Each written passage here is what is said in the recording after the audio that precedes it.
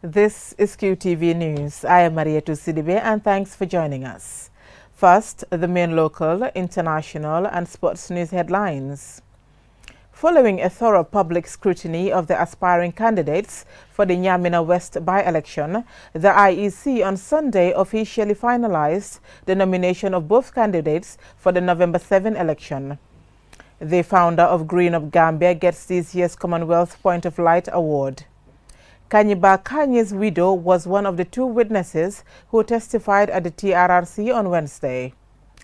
On Wednesday, 20 women began a 3-day capacity-building course on peace, security and conflict resolution organized by the Women's Bureau and partners.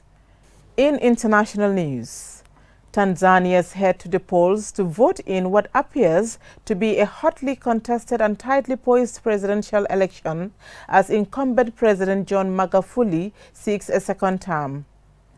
In sports news, exactly 3 years ago, on 28 October 2017, England won the FIFA Under-17 World Cup for the first time with victory over Spain in Kolkata, India.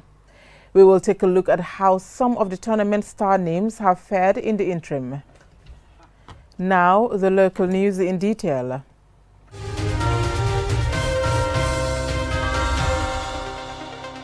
Following a thorough public scrutiny of the aspiring candidates for the Nyamina West by-election, the IEC on Sunday officially finalized the nomination of both candidates for the November 7 election.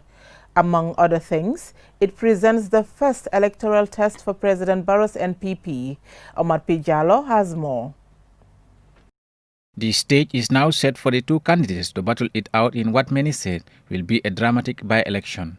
An 11-day campaign period began this week Monday. Since then, supporters have been going from village to village to do rallies and solicit support for their respective candidates. The candidate for the GDC, Yero Jallo, began his campaign in Anis Kunda, while Brom JSO of the NPP was in Jaulaba in the Nyamina West. Both candidates spoke at length, outlining their development priorities for the people of the constituency if elected. Bengala high program table. Bengala high program table. My first priority, if elected, is to reunite the people of Nyamina. I know the NPP will make promises to you, but I want you to ask them why they did not do these promises before the by-election.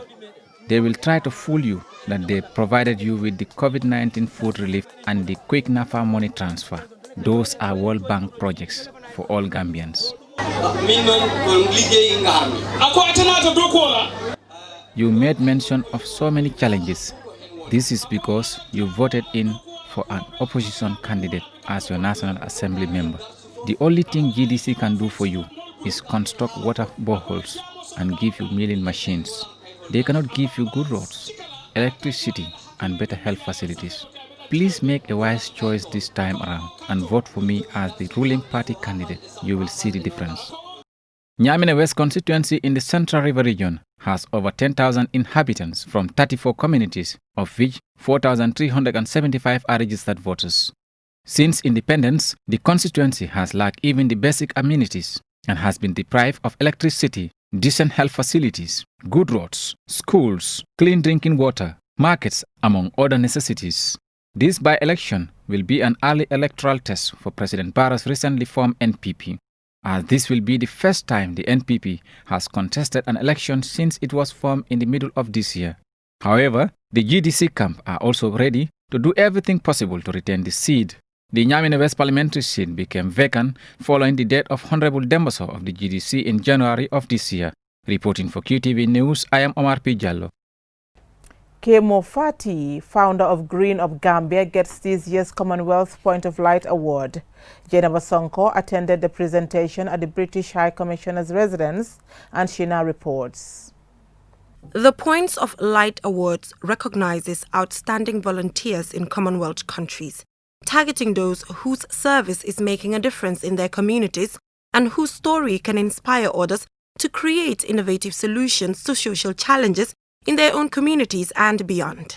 Since 2016, Kemo Fati's organization Green Up Gambia have been engaged in climate change mitigation and adaptation in rural villages, raising eco-consciousness in communities, especially among young people.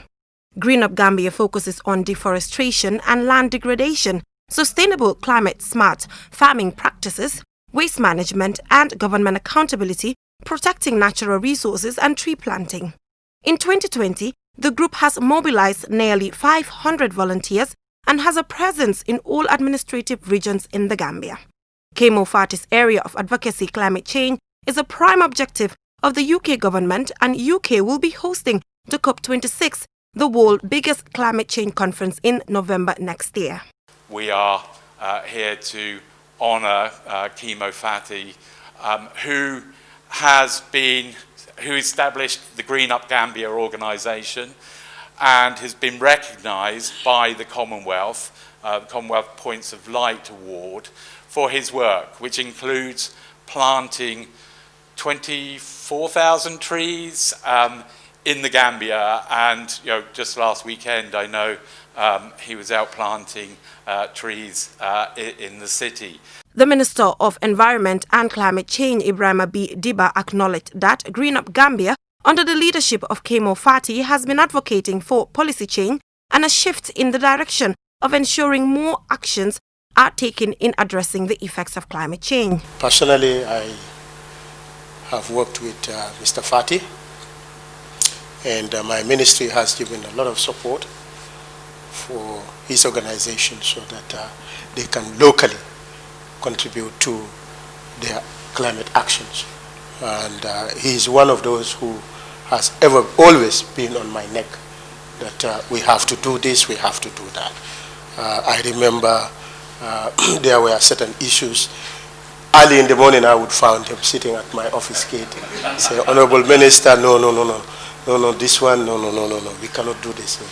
Kemo Fati says he was first inspired to be an environmentalist by how climate change affected his mother's business, who is a farmer in Kerawan. I'm quite delighted to receive this Points of Light Award from the Commonwealth of Nations. This is not an achievement of Kemo himself as an individual, but the endless sacrifices that young people have put across the country, from URR to CRR, who have been inspired by our efforts in order to take action where necessary. Musuba Koto Sawo of Think Young Women and a female genital mutilation activist, and currently the Deputy Executive Secretary of the TRRC, was the first Gambian recipient of the Commonwealth Points of Light Award, followed by Omar Baji of the Gambia Red Cross Society.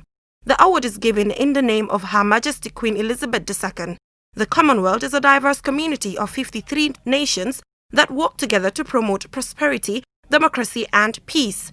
The annual Heads of Government meeting brings together leaders from all the 53 member countries to reaffirm common values, address shared global challenges and agree on how to work to create a better future for all citizens, especially young people. Voluntary service is a vital part of this agenda, which is why Her Majesty the Queen has chosen to recognize outstanding volunteers across the Commonwealth in this special way. Reporting for QTV News, I am Jenna Wasonko. 2 witnesses on Wednesday testified before the Truth Commission's investigation into the NIA. Kanyiba Kanyi's widow and Ibrahima Barrow explained to the Commission the trauma and pain the NIA and other security agents put them through during the former regime. More in this report. Aissatou Kanyi, Kanyiba Kanyi's widow, narrated to the Truth Commission how her husband was arrested after stumbling at a APRC meeting, which was followed by threats and later led him being dismissed from his work, then arrested by state security agents at his residence in front of his family. Aissatou said she was pregnant at the time and went through a lot of trauma and stress knowing that her husband had been arrested and could not be traced. She said her husband's brothers contacted the head of the UDP party, Usainu Dabo, who along with some of his party members took time to follow the matter, but were played games upon games by the authorities before they could see him.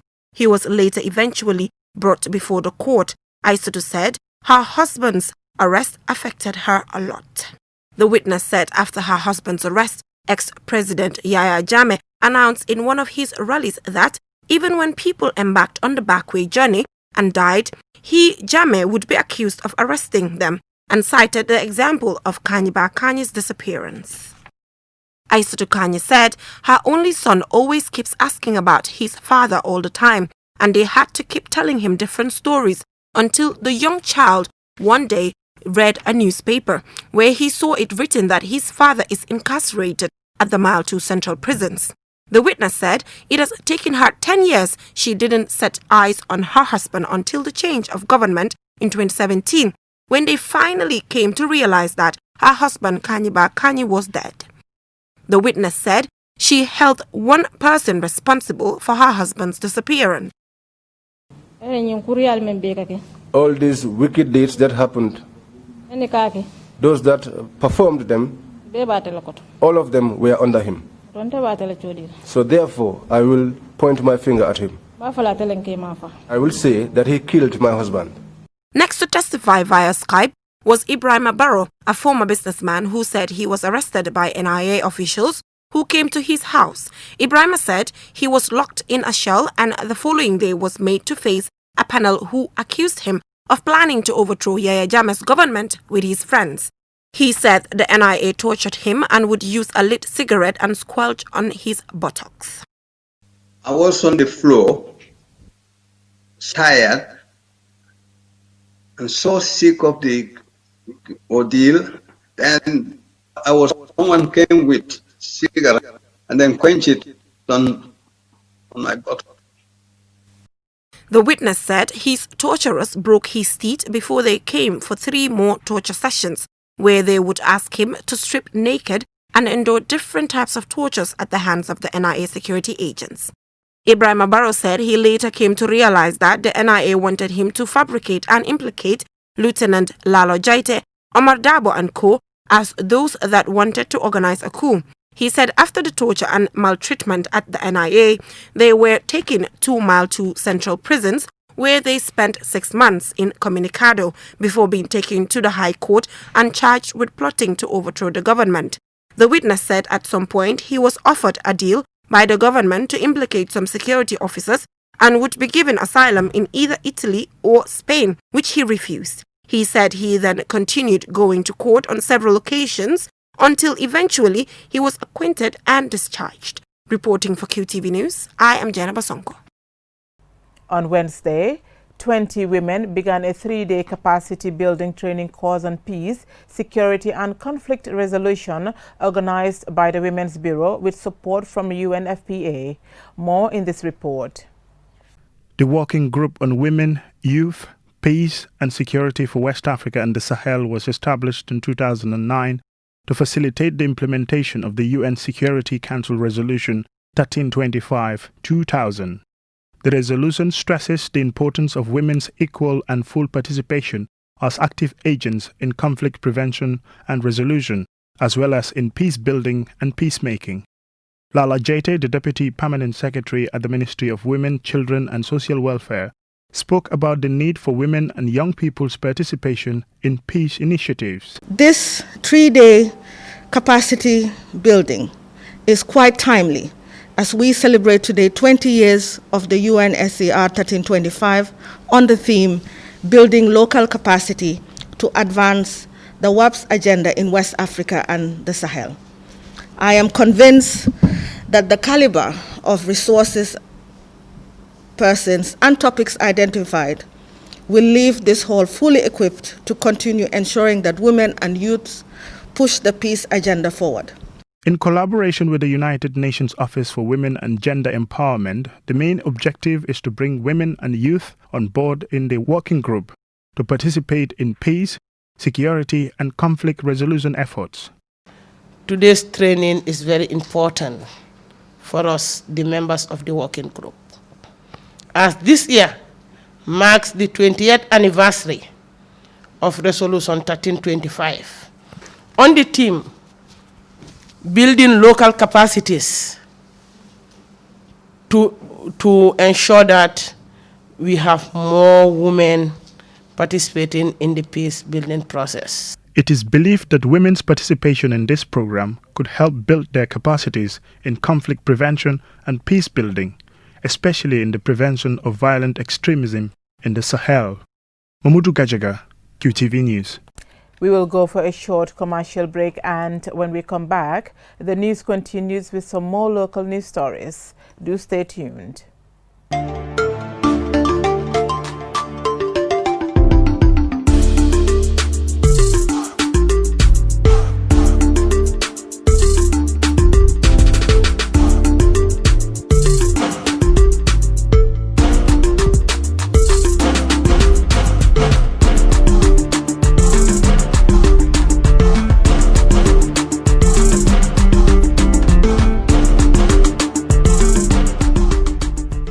Welcome back. Ibu Mala's Children Charitable Foundation, in collaboration with National Police Aid Convoys in UK, on Wednesday donated school furniture and medical equipment worth $300,000 to schools and institutions within the KMC. This story by Marie-Louise Nsanyang and Loli M. Kamara is narrated by Ansumana Esonyase. The items presented include hospital beds, medical drawers, shoes, filing cabinets, and chairs, among other things. The beneficiaries are Tanzanian Islamic Institute, Tanzanian Upper Basic School, Tanzanian Bantaba School, Charles Chow Memorial Academy, the Gambia College School of Nursing, New Joswan Clinic, among others. Karamo Sise, the Ward Councillor for Tanzanian South, expressed delight and thanked their partners for the support. As far as we are the Ward Development Committees of Tanzanian South Ward Development Committee, we will continue to lobby. These are not the only partners that we are dealing with. We are trying to engage with other partners in different countries to see how best to support the community of Talene and then to bring more projects for the people of Talene. The Director of Administration at KMC, Jaja Cham, applauded the initiative while challenging other development partners to show more support. Is improving the lives and the livelihood of the people of not only Talene South but in the Kanifing municipality. Sometimes he even donated to RVH beyond the borders of Kanifing itself.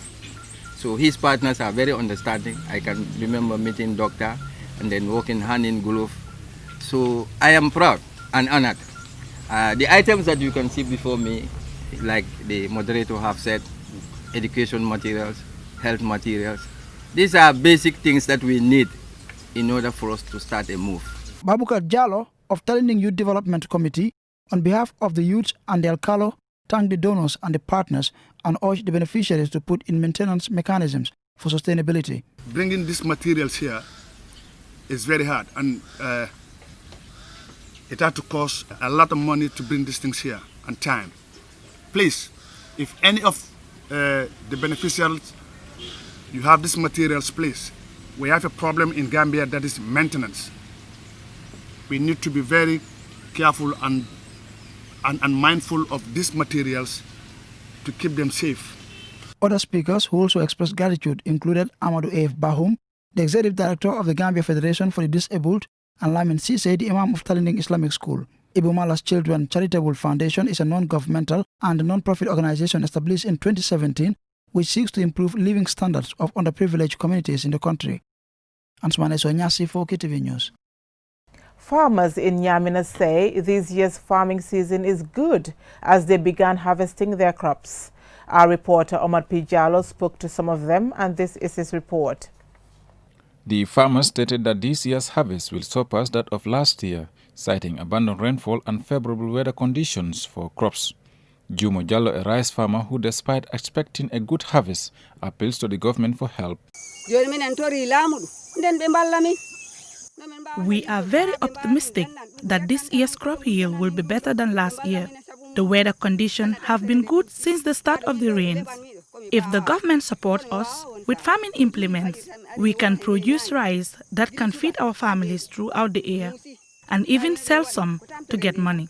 A groundnut farmer, Demba Hadam Jallo, urges the government to support farmers with seeds and fertilizers before the start of the rainy seasons to minimize challenges they face. We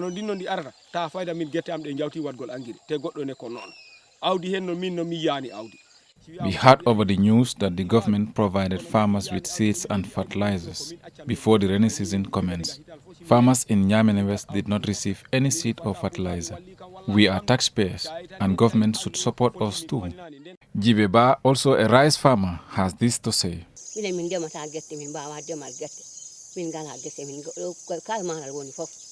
If we have had fertilizers at the beginning, it would have been a much bigger harvest.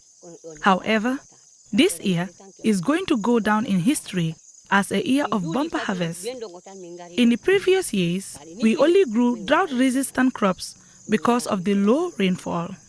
Experts has always attributed the country's low crop harvest to inadequate rainfall. However, the Meteorology Department had predicted that most parts of the country would witness heavy downpour this year, and so it turned out to be. Excessive rainfall in some parts of the country has also resulted in flooding, which destroyed crops and other livelihoods. Nonetheless, the farmers in Nyamina are blissfully happy. Reporting for QTV News, I am Omar P. Jallo. We will take another short break and we continue with international and sports news when we return.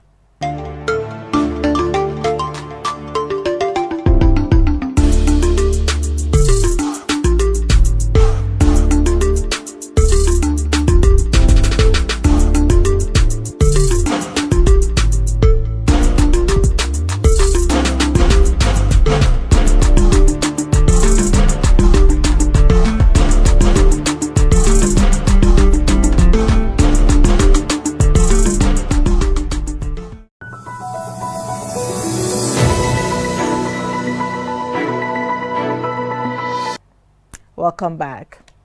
In international news, Tanzanians head to the polls to vote in what appears to be a hotly contested and tightly poised presidential election as incumbent President John Magufuli seeks a second term amidst reports of violence and an internet crackdown. More in this report. Up to the time of this broadcast, there continue to be widespread reports of violence targeting opposition leaders and internet shutdown as citizens struggle to access social media sites such as WhatsApp and Twitter. 29 million people are registered to vote in these tightly contested elections as Magufuli, who is accused of human rights violations, seeks a second term. Polls are scheduled to close at 1300 hours GMT, with results expected to be announced within 1 week. The defiant Tundu Lissu of the biggest opposition party, Chadema, who survived an assassination attempt 3 years ago, is expected to be President Magufuli's main challenger and may take the contest into a runoff. Until July, Lissu was in Belgium receiving treatment for gunshot wounds sustained in an attempt on his life. In a crowded field, former Foreign Minister Bernard Membe, an ex-colleague turned critic of Mr. Magufuli, is one of 15 candidates running for president. The government's attempt to shut down the internet has been widely criticized, with Twitter issuing a warning on Tuesday that it was seeing some blocking and throttling of its services in Tanzania ahead of Wednesday's polls, and appealed for the respect of basic human rights. However, authorities in Tanzania have not addressed internet restrictions, despite internet users reporting difficulties downloading photos or videos on WhatsApp. The opposition has also accused the ruling party of planning to rig the elections, but the Electoral Commission refuted those claims, saying there were no such attempts. Data from the country's electoral body shows an increase of about 6 million in the number of registered voters this year. A winning candidate would require a simple majority to become president. Meanwhile, reports have it that opposition presidential candidate Maalim Seif Sharif was arrested at a polling station on Tuesday morning and later released. However, police have not commented on the reported arrest and have also denied reports that officers shot 3 people dead on the island of Pemba on Monday. International observers and media are watching this more closely than any recent election in the country's history. Anzumana Isonyasi for Qtv News.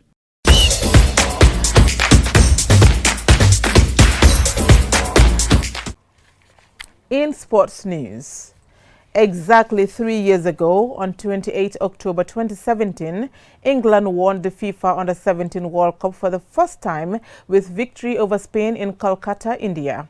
We take a look at how some of the tournament star names have fared in the interim. Our sports reporter, Momodu Gajaga, tells us more about just a few of them. As you would expect, a select group of players, particularly from the triumphant Free Lions side, announced their arrival at this memorable World Cup, suggesting they had what it takes to make it at senior level. Now, 3 years on from the grand finale, what happened to the stars of India 2017? Ryan Brewster, after a knee injury, almost ended his career at Liverpool. A loan move to Swansea City appeared to be a lifeline for Brewster. He scored 11 goals in 22 league games for the Swans, paving the way for a permanent move to Sheffield United. earlier this month for a club record transfer fee. The 20-year-old played the first 2 games of the new Premier League season. Liverpool manager Jurgen Klopp said earlier this month that agreeing to sell Brewster was one of the hardest decisions he had to make recently. Ferran Torres, a high-profile move this summer to Manchester City, with whom the forward had already made his Premier League debut and starred in the Champions League, scoring again last night in the win over Marseille. It came as no surprise then to see him called up to the Spanish senior squad this year. He made 4 senior appearances for Spain, scoring once. Philip Foden, the versatile midfielder, was awarded the Adidas Golden Ball for the best player in India and wasted no time in making his breakthrough in professional football. The left footer has already racked up 2 Premier League titles, becoming the youngest ever winner in 2018, and 1 FA Cup. To date, he has played almost 50 times in the English top flight and was handed his first full international cap in September this year. He was also on the score sheet last night against Marseille. Josh Sargent not only represented the United States of America in the under-17 side at the World Cup in 2017, but also the under-20s at the corresponding FIFA World Cup a few months earlier, scoring in both competitions. The forward is now an established Bundesliga player with 6 goals and almost 50 league games to his name. While his strike rate with the Stars and Stripes is even more impressive, scoring 5 times in 12 appearances.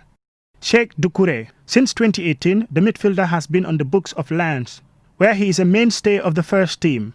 The 20-year-old is now competing in Ligue 1 following promotion last year after almost 50 games in the country's second division. This steady progress has also earned him 5 appearances with the full Mali team. All told, the tournament has given birth to a crop of very talented players who thankfully have gone on to make their mark at senior level. Mamudu Gajaga, QTV News. Before we end this bulletin, let's take a quick look at our main stories. The founder of Green Up Gambia gets this year's Commonwealth Point of Light Award. Following a thorough public scrutiny of the aspiring candidates for the Nyamina West by-election, the IEC on Sunday officially finalized the nomination of both candidates for the November 7 election. Kanyiba Kanyi's widow was one of the 2 witnesses to testify at the TRRC on Wednesday. On Wednesday, 20 women began a 3-day capacity-building training course on peace, security and conflict resolution organized by the Women's Bureau and partners. In international news, Tanzanians head to the polls to vote in what appears to be a hotly contested and tightly poised presidential election as incumbent President John Magufuli seeks a second term. In sports news, exactly 3 years ago, on 28 October 2017, England won the FIFA Under-17 World Cup for the first time with victory over Spain in Kolkata, India. That's all we have for you in this bulletin. Join us at 10 for another bulletin. Thank you for watching.